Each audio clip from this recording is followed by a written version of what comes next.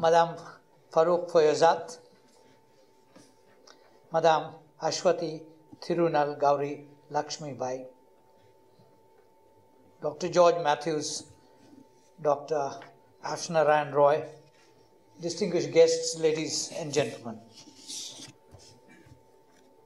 It is no longer disputed that education is the foundation for a country's sustainable development in the economic, social, and environmental dimensions.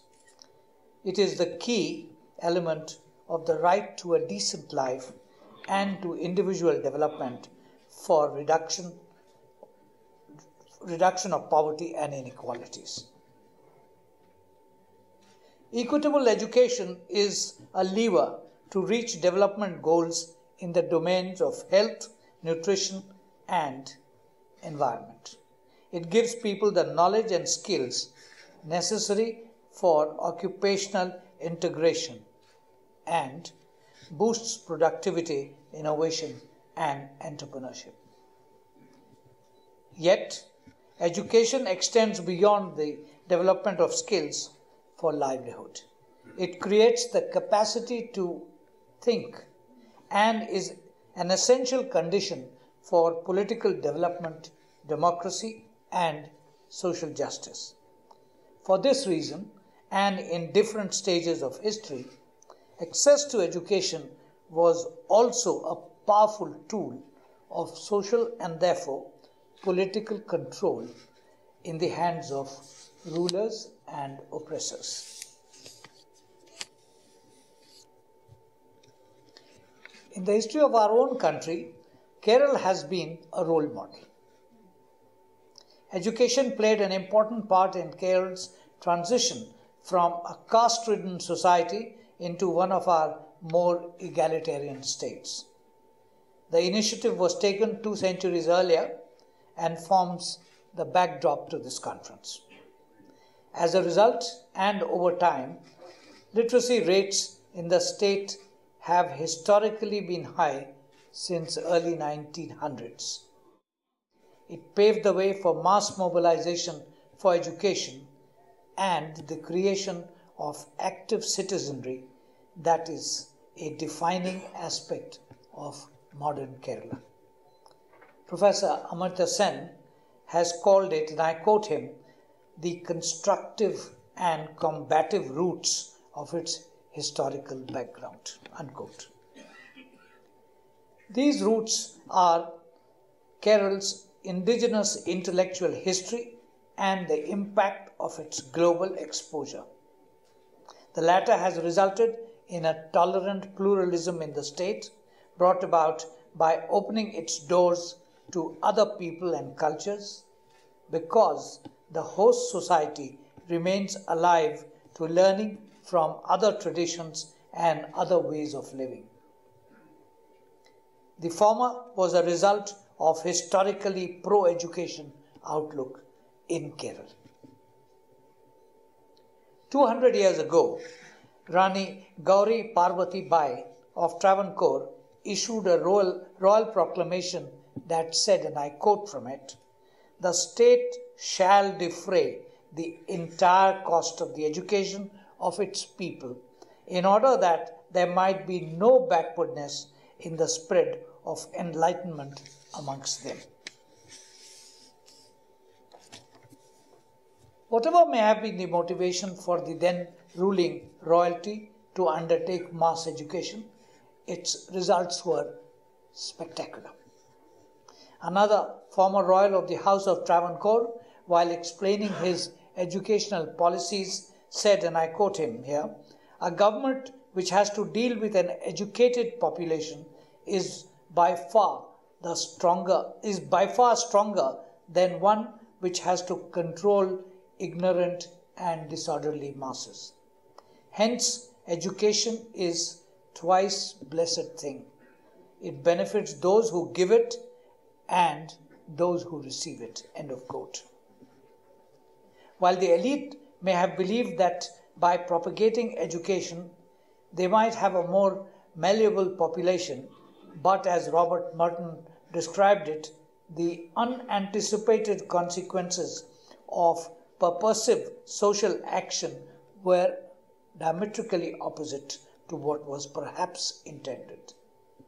Ironically, the very educational reforms that were structured to make the populace easy to govern helped inform the social movements that swept Kerala in the later years. The state intervention in making education more accessible was the precursor to the unleashing of progressive forces against backwardness, superstition, conservatism, and casteism in Kerala. Education became a social movement thanks to the efforts of reformers like Sri Narayana Guru, the Nair Service Society, the Muslim Educational Society, and Christian missionaries. Civil society activism contributed to it. Opposition to caste inequalities took a pro-mass education form. The spread of education helped overcome the traditional inequalities of caste, class, and gender, just as the removal of these inequalities contributed to the spread of education. Kerala's politics, especially after 1950s, continued in the same leitmotif of combating social inequalities through public activism and spread of education. The elected governments have, in deference to the popular will of the people, pursued policies that have been aimed at enhancing the access to education. The Kerala Education Act of 1958 was a landmark legislation and provided for the better organization and development of educational institutions in the state. A noteworthy provision in the Act was free and compulsory primary education, a precursor to the national right to education, which was adopted across India only in the year 2010. It was these policy measures that played a key role in making Kerala the first Indian state to achieve total literacy in the year 1991. Friends, the spread of education in Kerala has enhanced the public's capacity for assertion of rights for better health care, demands for more public services, and monitoring their delivery, a better climate for gender equity, and above all, much faster reduction in income poverty than in many other states in the country. Kerala's socio-economic indicators approximate those of the developed countries than of developing ones. These are a testimony to the transformative nature of mass education. Government of India data indicates that Kerala was the best performing state in terms of decadal growth of population at 4.9% and had a sex ratio of 1084, the best amongst Indian states.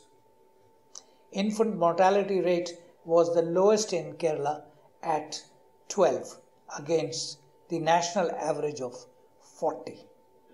Kerala had a birth rate of 14.7 compared to the Indian average of 21.4. These figures have their roots in the high literacy levels. High literacy has also had an impact on other more recent socioeconomic parameters. The percentage of households availing banking services, for example, was 74.2 in Kerala compared to the national figure of 58.7. Similarly, the percentage of households with toilets, something that the central government has been pushing strongly under the Swachh Bharat Abhiyan, in Kerala was 95.2% compared to the national average of 46.8%. The investments made in education bore fruit in the early 2000s, with the state witnessing a remarkable growth, taking advantage of both its highly skilled and educated people and the opening up of the Indian economy to a fast globalizing world. By the end of the year 2010, even as the entire Indian economy expanded rapidly, Kerala's per capita income stood at 34% above the national average. As is to be expected in societies with high educational levels, a high proportion of Kerala's domestic GDP comes from services and remittances. Some have flagged concern as the global slowdown and unsettled political conditions return to our extended neighborhood. Calls have been made for the manufacturing sector to be expanded as a creator of jobs. However, given the impact of changes in manufacturing methods, automation and robotics on manufacturing, looking at this sector as the panacea of all ills can be fatal. Other Asian economies like Singapore have faced similar situations some years back of having services-dependent economies with educated populations. Their response was to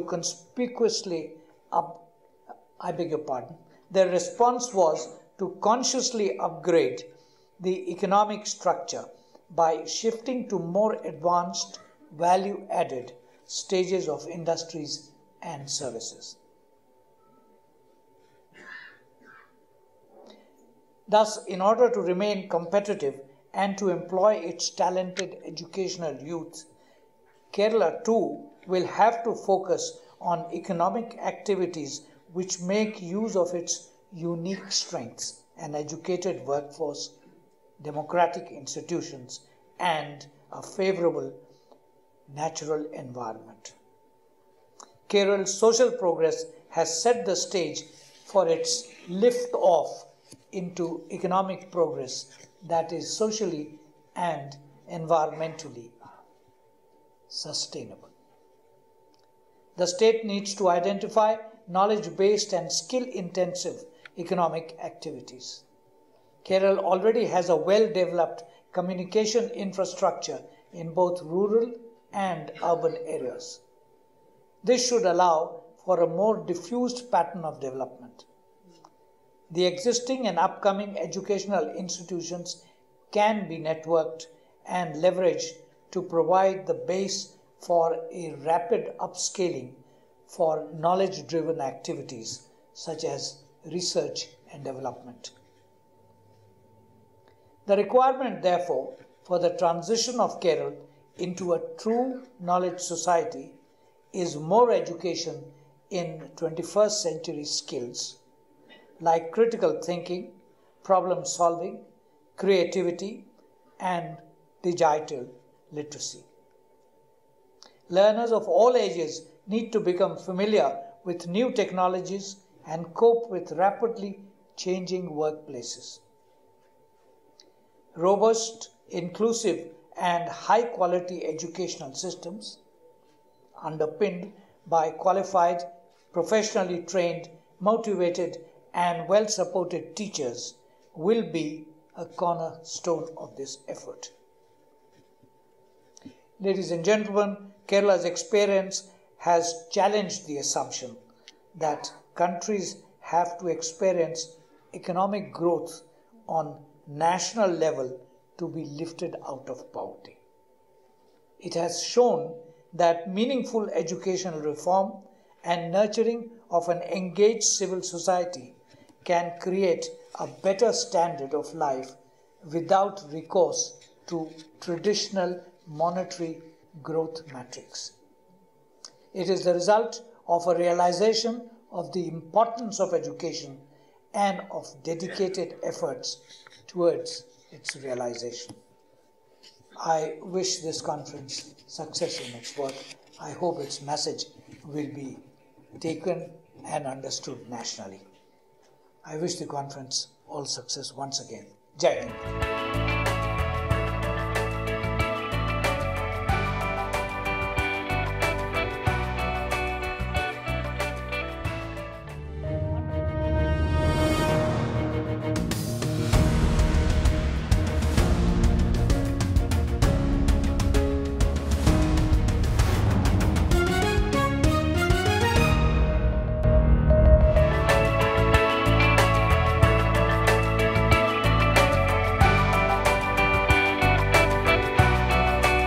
World Health Organization defines health as physical, mental and social well-being and not merely the absence of disease or infirmity. Modern science has been a boon for mankind, but all too often we are also shown the limits of modern medicine, especially in dealing with lifestyle diseases and those relating to human psychology. One of the biggest challenges to providing health care to all are the escalating medical costs, which now consume a significant portion of the budget of both countries and families. According to the WHO estimates, because of lack of access to modern medicine and cultural reasons, about 65 to 80% of the world's population depends essentially on traditional medical systems for primary health care. Hence, the urge to know how other societies in different times dealt with the challenges health and physical and mental well-being posed. History tells us that based on experience and requirement, the practice of medicine developed independently in ancient Egypt, ancient China, ancient India, ancient Greece, Persia and elsewhere. Ayurveda is a traditional healing system of India going back at least to the Vedic times. It is amongst the oldest and the most elaborate forms of traditional medicine in the world. Over centuries, Ayurveda has grown, changed and transformed as a holistic well-being method addressing the physical and psychological well-being of individuals. It needs to be seen as not just a system of disease treatment, but a system of positive health for disease prevention and balanced lifestyle. Other ancient Indian systems of medicine, such as the Unani and the Siddha, also encompass a holistic view of health. They recognize good health as a complex system involving interconnectedness with the environment, recognition of cultural traits, and social, mental, physical, and emotional well-being both of the individual and of the community.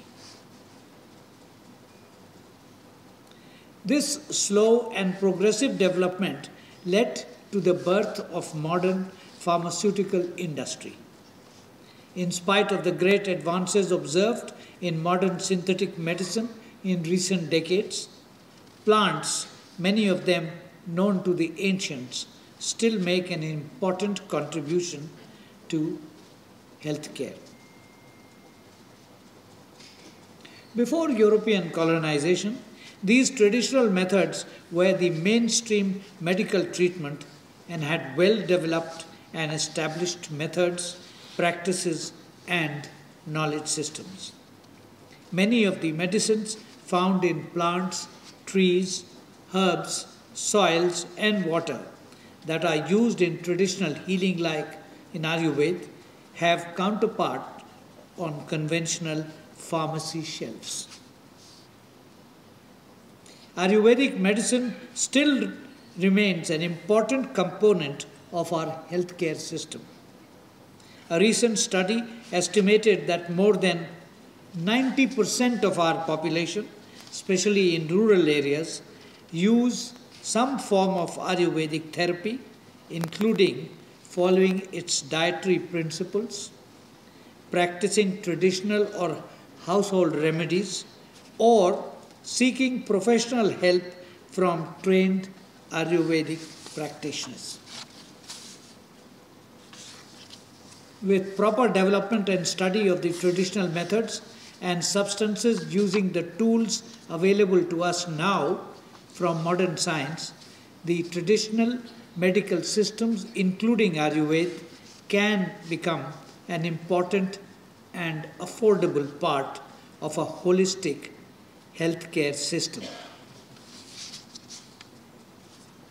Friends, in this age of science, no one can claim that modern medicine with its substance and surgical innovations is wrong or unnecessary.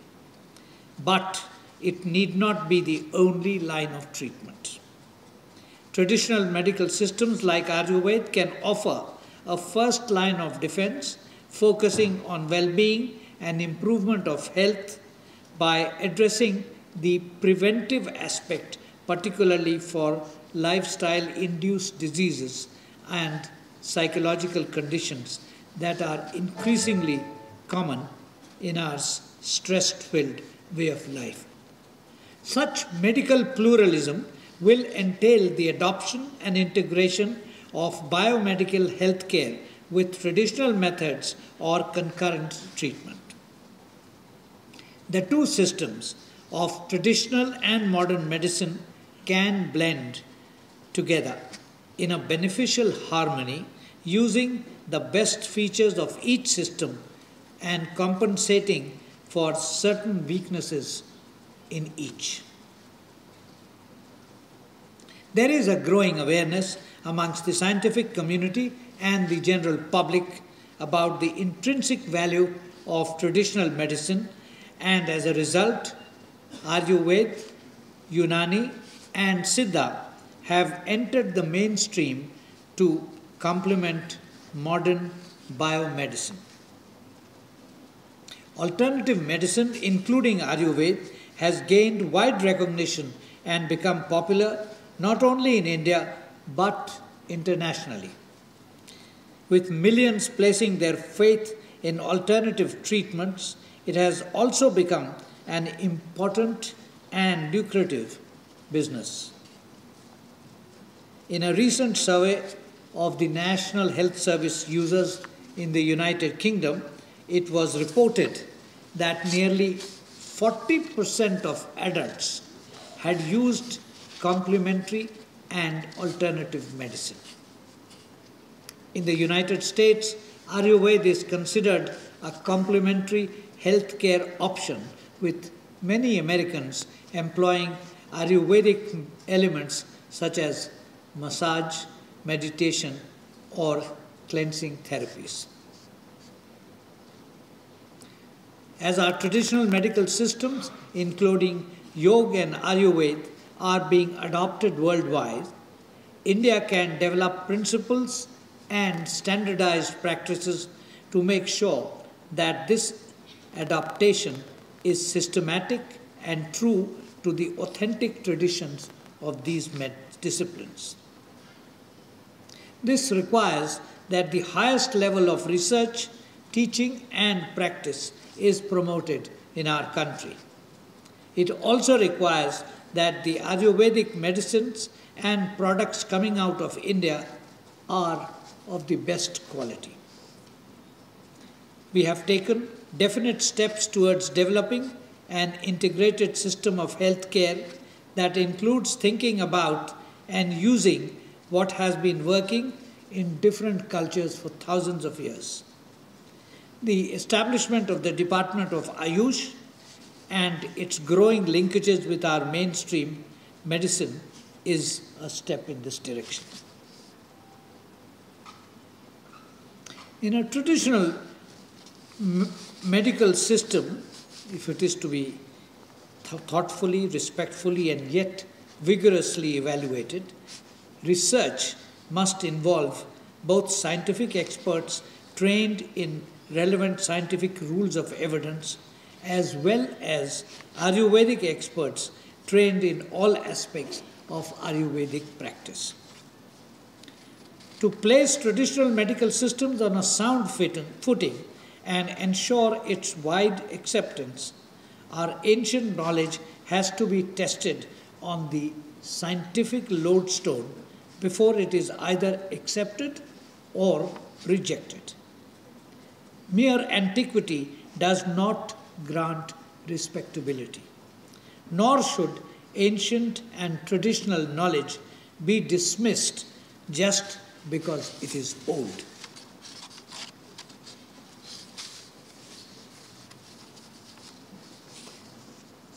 There is a need, friends, for strategic partnering involving Ayurvedic medical experts, Ayurvedic pharmacy experts, botanical authorities across India, agricultural and environmental experts, drug discovery experts, medical chemists, clinical trial experts, large pharmaceutical companies, major universities, as well as relevant government agencies and ministries.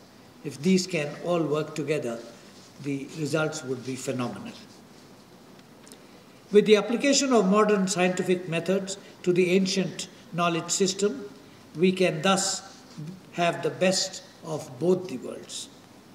The preclinical and clinical trial for new Ayurvedic drug formulations has been prescribed by the Department of Ayush with the intention of providing appropriate evaluation methods to facilitate the development of regulation and registration in Ayurveda and other traditional systems of medicine. Efforts such as the work of the Unani and Ayurveda Pharmacopoeia Committee under the Ayush, which aim to list medical ingredients and their uses so as to allow for replication and standardization, will go a long way in establishing the credentials of traditional medical systems. Since its establishment in the year 1988, the Rashtriya Ayurveda Vidyapith has played an important role not only in the promotion of Ayurvedic medicine system, but also in preservation and cataloguing of traditional knowledge, its principles and practices. In its Silver Jubilee year, the Vidyapith is recognized as a leading institution in Ayurvedic medicine. I am confident that this venerable institution would continue to facilitate the scientific evaluation and the eventual integration of traditional medicine into the national healthcare system. I thank you for inviting me. Jai Hind.